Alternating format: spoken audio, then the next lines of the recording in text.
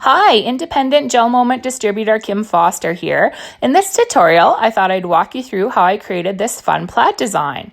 I used Lovee Dovee, Witchcraft, and Raven's Kiss for this design. To begin, I'm just going to apply a base coat of Lovee Dovee to my nail stick. Remember, with Lovee Dovee, less is more, thin layers work best. Now I'm going to do a complete 45-second or 60-second cure depending on the lamp you use. I'm going to go ahead and apply a second coat for my base. I find with Lovee Dovee, if you let it settle for a minute before you pop it under the lamp, it will also help even out the brush strokes. Of course, I did another full cure. To do this design, I used my two striping brushes. I have a large one and a medium one from my GelMoment Creativity set. For the stripes, I actually used the larger one. And I do find that if you put the polish on fairly thick, it works really well because you can pull it down as you're working. And I'm just going to do a straight line down my nail. For the plaid, we are going to do 2 lines down. So you want to kind of even them out, space them out appropriately on your nail so that they look even. If you are wanting to do thinner lines, then I would use less polish on my brush. But because, like I said, I want it to be a little bit thicker for the plaid, it's okay to add a little bit more. And then I just go back in and sort of thicken that line as I work and straighten it out. If you do happen to get a little wide on one end, you can just go in and kind of push the polish or remove the polish a little bit and straighten it back out. Or you can just make the line a tiny bit thicker to even it out as well.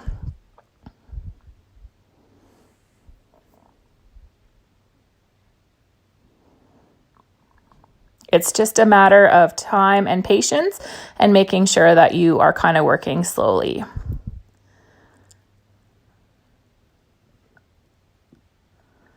Of course, you want to make sure that the strip falls off the edge of the nail so that the design looks complete. Once I'm happy with that, I'm going to pop it under the lamp for a quick flash cure. I only do about 10 seconds, and this is just basically to set it in place. So if I screw up the other line, I don't have to wipe the whole design off. Now I'm doing my second line. Same steps as I did for my first. Just taking the polish and running it down the nail. And of course, you want to make sure that your lines are fairly even width-wise.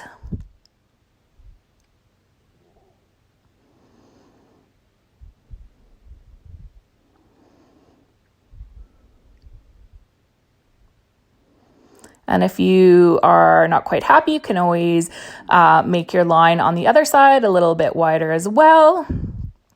Just kind of making sure everything looks even. Now that I'm happy with my vertical lines, I will do a complete cure. Now we're going to work on our horizontal lines, and we're just going to do the same steps as the vertical, only we're going to run it across the nail. I find if you rotate the nail as you're working, it sort of helps to keep the line straight.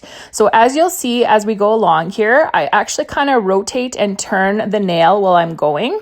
I'm demonstrating it here, and that just sort of helps to continue the polish at the same even level horizontally, making the line straight. If it wasn't, you could always go in and either wipe it off at this point or straighten it out. Next, we're gonna do our second one, and we are looking for squares in between the lines. So I'm just sort of evening it out so it looks kind of like a square in between each line. Same thing, just rolling the polish and making sure that I'm happy with the widths and that they are even. You can flash cure if you're wanting to so that you don't have to wipe everything off if you make an error. As you can see, I just did a little touch up there to sort of even that line out a bit. Pushed it back with my nail. Now I'm a big fan of continuing a pattern off a nail. So even though it's not going to be a complete strip down at the bottom and at the top, I make sure to still add it on there. This way it looks like that pattern would continue way past the nail, and it makes the squares even on the nail itself too. So just makes it look completed this way.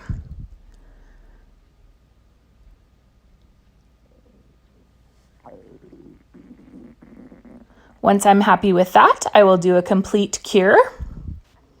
Once the curing is done, we're going to take our medium striping brush and we're going to run it through Raven's Kiss. Now this you want to be a little bit thinner because we are wanting to do thin diagonal lines, and you're going to draw them where each of the vertical and horizontal plaid lines intersect.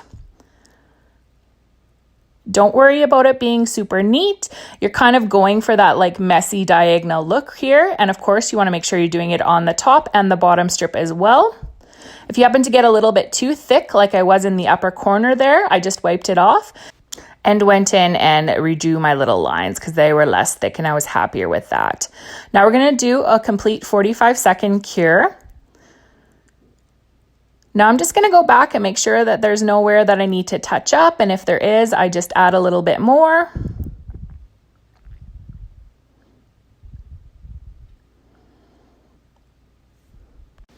I will now do my final cure.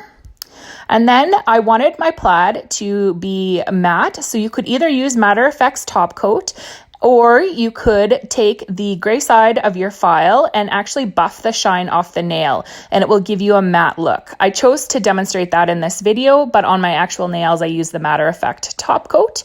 And then of course you just give it a wipe off with a cleanser pad or with your finger, just to get any dust off, and you'll see that it gives it a nice matte finish. And here's a pic of the completed mani and how I use the plaid nail. Thanks for tuning in. Don't forget to like and subscribe.